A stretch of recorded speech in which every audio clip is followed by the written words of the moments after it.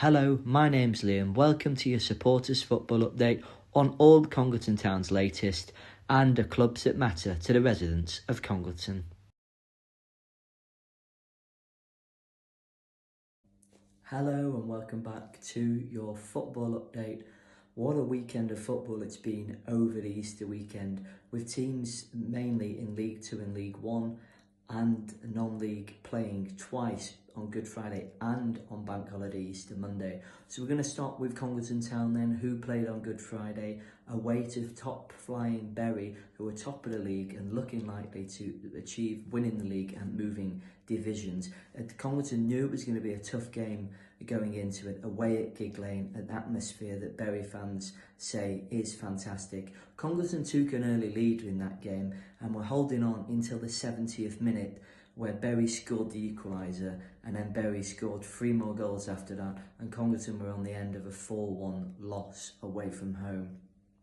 Not the best start away to the Easter weekend, but then we played Shifnal Town at home on Easter Monday, and we scored 2 goals. Danny Needham and Matty Gillam scoring 2 goals for the Bears, and that made a comfortable 2-0 victory over Shifnal Town, which a win again moves them closer and closer to survival in the Northern Premier League West Division. I think a couple more wins left, with 3 games left, should see them over the line.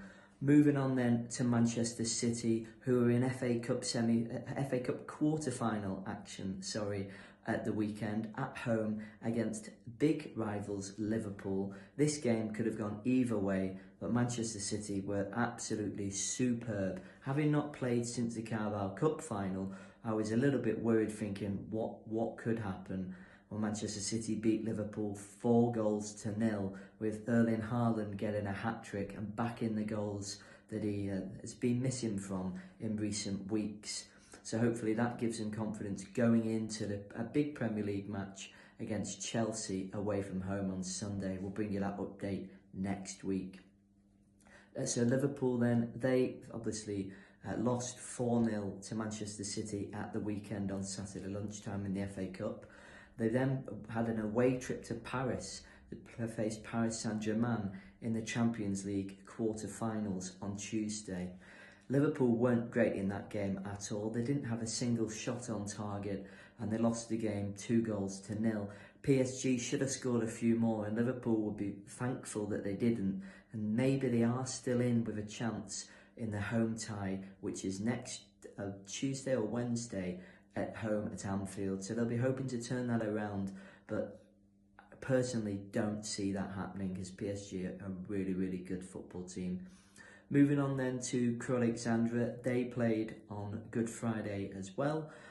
They lost to Atkinson Stanley 2-0 on Good Friday. They moved on to Easter Monday, another home game for Crewe Alexandra. They played Salford City, who are their playoff rivals, hoping for a chance as well to be in the playoff places come the end of the season. It was a good 1-0 victory for the Alex, and it sees them again get closer and closer to the playoff places where they desperately want to be come the end of the season.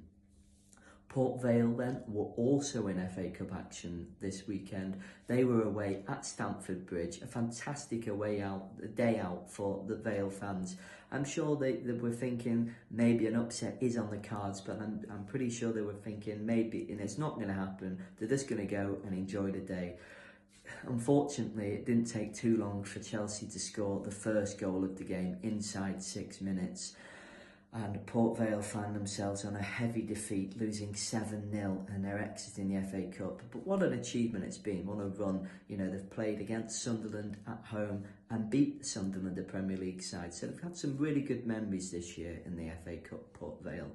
They played at home on Tuesday evening in the league against Rotherham, and they won that game 1-0. Again, it's another victory to keep fighting away. They've got a few more games left in hand, and if they keep winning and grinding out results, who knows, they may just stay up in League One come the end of the season.